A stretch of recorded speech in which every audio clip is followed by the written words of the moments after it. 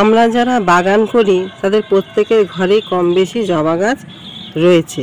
আর এই জবা গাছ নিয়ে নানা রকম সমস্যার সম্মুখীন প্রত্যেককেই হতে হয়। কেউ হয়তো নতুন জবা গাছ কিনছেন, জবা গাছে গ্রোথ ঠিক মতন হচ্ছে না, কারোর হয়তো গ্রোথ হচ্ছে, আবার দেখা যাচ্ছে ফুল ঠিক মতন আসছে না, আবার কারোর হচ্ছে এরকম পাতা হলুদ হয়ে ঝরে যাচ্ছে, কারোর পাতা হয়তো ফ্যাকাশে হয়ে যাচ্ছে।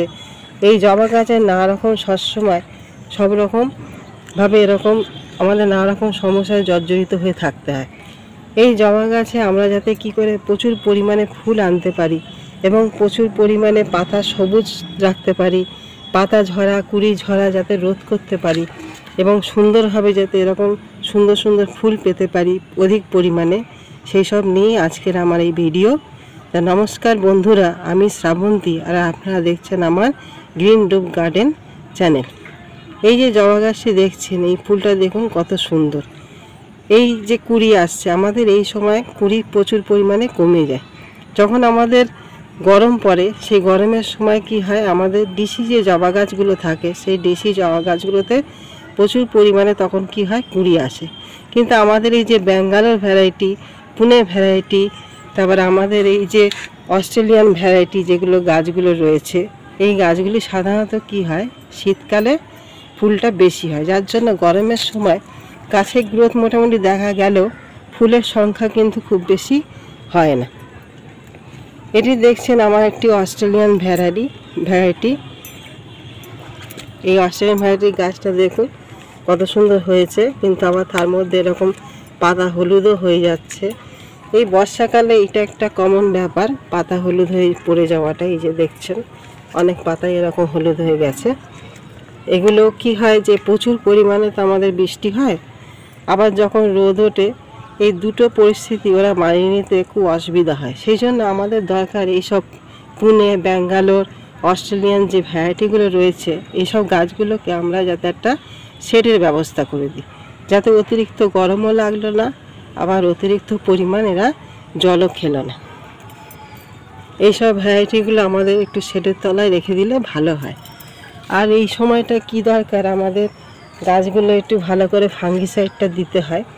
আপনারা জানেন ভালো অ্যামিস্টার টপ, স্প্রিন্ট আছে, তারপরে আমরা সাধারণভাবে যে সাপ পাউডারও ব্যবহার করতে পারি, এগুলো দিতে পারেন। আর ঘরোয়া পদ্ধতিতে যদি করেন তাহলে বেকিং যে আমাদের সোডা থাকে, সেই বেকিং সোডাও আমরা খুব সামান্য পরিমাণে এই গাছে স্প্রে করতে পারি, তাহলে আমাদের গাছগুলো একটু ফাঙ্গাস মুক্ত থাকবে। আর এই যে হলুদ পাতা নিয়ে চিন্তার কারণ নেই, এটা একটু ওয়েদারের জন্য এই হলুদ পাতাগুলো হয়। এগুলো যখন যখন হলুদ পাতাগুলো হবে এরকম কেটে কেটে ফেলে দিলেই ঠিক হয়ে যাবে। আর এই যে ফুলগুলো হচ্ছে দেখছেন, এই ফুলের কুঁড়ি, এই যে ফুলগুলো হয়েছে, এগুলোতে এখন যে কুঁড়িগুলো আসছে, এগুলো এই সময় এরকমই আসে। এগুলো যখন শীত আসবে, শীতের সময় প্রচুর পরিমাণে এগুলোতে কুঁড়ি আসবে, আর এগুলো তখন দেখবেন ফুলে ভরে যাবে। আর আমাদের এই বর্ষাকালে যদি আমরা বেশি ফুল পেতে চাই, তাহলে আমাদের ঘরোয়াভাবে কিছু ট্রিটমেন্ট আছে, যেটা আমি একটা ভিডিওতে বলেছিলাম, আপনারা সেটা দেখে নিতে পারেন। আর না হলে আমরা যদি কেমিক্যাল হিসাবে ব্যবহার করি, স্প্রে করতে চাই, তাহলে আমরা 0050 ওটা, আর আমাদের জবা গাছ 13-0-45 এই যে এমপিকেটা রয়েছে, এই দুটো এমপিকে, একটা হচ্ছে 0050 আর 13-0-45, এই দুটো এমপিকে আমরা যদি অল্টারনেটিভ করে অন্তত 5 দিন 10 দিনের গ্যাপে গ্যাপে যদি দিই, তাহলে দেখবেন একটা ভালো রেজাল্ট কিন্তু এই সময় আপনারা পাবেন।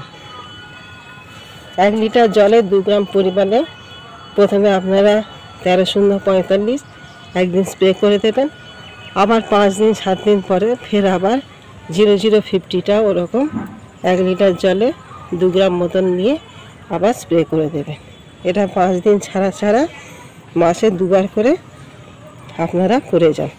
আর তার সঙ্গে একটা মাইক্রোনিউট্রিয়েন্ট, যেটা আমাদের বাইমিজাইম হতে পারে, আবার এগুলো দিতে পারেন। এইটা মাইক্রোনিউট্রিয়েন্ট খুব একটা না দিলেও প্রয়োজন পড়ে না, যেহেতু আমাদের বর্ষার জলে এরকম মাইক্রোনিউট্রিয়েন্ট প্রচুর পরিমাণে থাকে, তাও যদি দেন আরও ভালো হয়।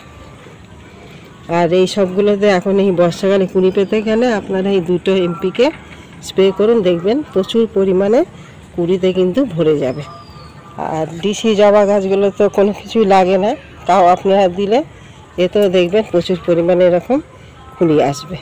আর এখন আপনার এই যে ডিসি জবা গাছগুলো যেটা আছে, এই ডিসি জবা গাছগুলো যদি কাটিং করে দিতে পারেন তাহলে আরোই ভালো। যখন নতুন ডালপালা বেরাবে, আবার নতুন গাছে গ্রোথ হবে, তখন নতুন নতুন আরও অনেক প্রচুর পরিমাণে কুড়ি নিয়ে আসবে।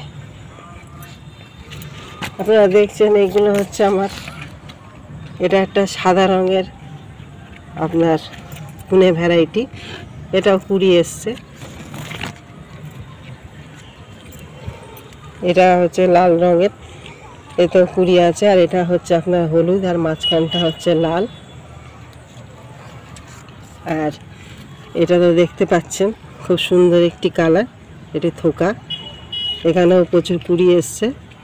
আর এটা হচ্ছে আমার আমেরিকান ভ্যারাইটি, এই আমেরিকান ভ্যারাইটিটা এখনও আসেনি, এটা সাধারণত শীতকালটাই বেশি হয়। আপনারা ওই দুটো এমপিকে যদি বর্ষাকালে প্রচুর পরিমাণে কুড়ি পেতে চান, গাছে ফুল পেতে চান, তাহলে ওই দুটো এমপিকে মাসে দুবার করে 5 দিন ছাড়া ছাড়া আপনারা ব্যবহার করুন। 13-0-45 একবার স্প্রে করবেন, তার 5 দিন পরে আবার 00-50 স্প্রে করবেন। ওটা হচ্ছে 15 দিন অন্তর অন্তর করে আপনারা করে যাবেন মাসে দুবার। আর তার মাঝখানে একটা মাইক্রোনিউট্রিয়েন্ট যে কোনো যেটা আপনাদের কাছে রয়েছে, সেই মাইক্রোনিউট্রিয়েন্ট একটা স্প্রে করে দিতে পারেন, তাহলে আরও ভালো রেজাল্ট পাবেন। আর গোড়াতে যদি আপনারা চায়ের লিকার করে দিতে পারেন, সেটাও আপনাদের ভালো উপকার আসবে।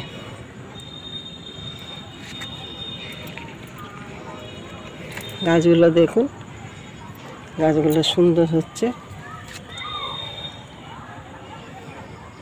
এইভাবে যদি আপনারা ট্রিটমেন্ট করতে পারেন, তাহলে এই বর্ষার সময় এর থেকে দেখবেন জবা গাছ থেকে প্রচুর পরিমাণে ফুল কিন্তু আপনারা অনায়াসেই পেতে পারবেন।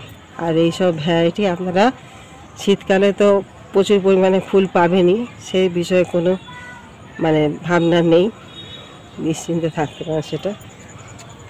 আর এইসব ডিসি জবাগুলো তো আমরা শীতকালে ফুল পাই না, তখন আমাদের হাইব্রিড জবাগুলো যেগুলো, সেগুলোতেই আমাদের প্রচুর পরিমাণে আমরা ফুল নিতে পারি।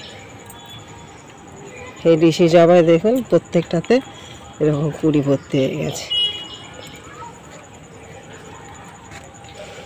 আপনারা এইভাবে গাছগুলো পরিচর্যা করুন। আর একটা হচ্ছে আপনার এই যে পাতা ফ্যাকাশে হয়ে যায়, যেটা আমাদের সমস্যা, এটা আপনার ম্যাগনেসিয়ামের অভাবে হয়। আপনারা যখন দেখবেন গাছের পাতাগুলো এরকম হালকা হয়ে যাচ্ছে, শিরা শিরা এরকম এই যে শিরা মতন বেরিয়ে যাচ্ছে, তখন মনে করবেন যেটা ম্যাগনেসিয়ামের অভাবে হয়েছে। যখন দেখবেন এরকম পাতার শিরা বেরিয়ে যাচ্ছে, পাতার রঙটা এরকম হালকা ফ্যাকাশে হয়ে যাচ্ছে, তখন জানবেন এটা আপনাদের ম্যাগনেসিয়ামের অভাবে হয়েছে। তখন আপনারা ম্যাগনেসিয়াম সালফেট, যেটা আমরা অ্যাপসম সল্ট বলি, ওই অ্যাপসম সল্ট 1 গ্রাম 1 লিটার জলে মিশিয়ে আপনারা স্প্রে করে দেবেন। আর এই স্প্রেটা যেহেতু আমাদের এখন বর্ষাকাল চলছে, সবসময় বৃষ্টি, যার জন্য আমাদের এই স্প্রেটা যখনই শুকনো যাবে তখনই করবেন। আর চেষ্টা করবেন এই খাবারের স্প্রেগুলো সবসময় ভোরের দিকে করতে। ভোরবেলা স্প্রেগুলো রোদ ওঠার আগে কিংবা রোদ ওঠার পরে, রোদ চলে যাওয়ার পরে আপনারা এই স্প্রেটা করবেন। ম্যাগনেসিয়াম সালফেটটা দিলে পারে কি, আপনার এই পাতা যে শিরা বেরিয়ে গেছে, হালকা হচ্ছে, এই ম্যাগনেসিয়ামের অভাবে এই জিনিসটা ঘটে, যার জন্য আপনার ম্যাগনেসিয়াম সালফেট বা অ্যাপসম সল্ট দিলে এই জিনিসটা আপনাদের দেখবেন নতুন পাতা হবে যখন, তখন এই জিনিসটা থাকবে না। আপনারা এইভাবে জবা গাছগুলো ট্রিটমেন্টটা করুন, তাহলে দেখবেন অসংখ্য ফুল পাবেন, গাছও সুস্থ সতেজ থাকবে, সুন্দর থাকবে, এবং প্রচুর পরিমাণে ফুলও এই গাছ থেকে আপনারা পেতে পারবেন। তাহলে আজকে বন্ধুরা আমি আসি, ভালো লাগলে চ্যানেলটা, আমার যারা নতুন বন্ধুরা আছেন তারা চ্যানেলটাকে সাবস্ক্রাইব করবেন, আর পাশে বেল আইকনটা টিপে রাখবেন, যাতে নতুন কোনো ভিডিও আমি যখন দেবো তখন যাতে আপনাদের কাছে সরাসরি সেই ভিডিওটা পৌঁছে যেতে পারে। আর লাইক আর কমেন্ট করতে ভুলবেন না। ভিডিওটা দেখে আপনাদের কেমন লাগলো আপনারা জানাবেন।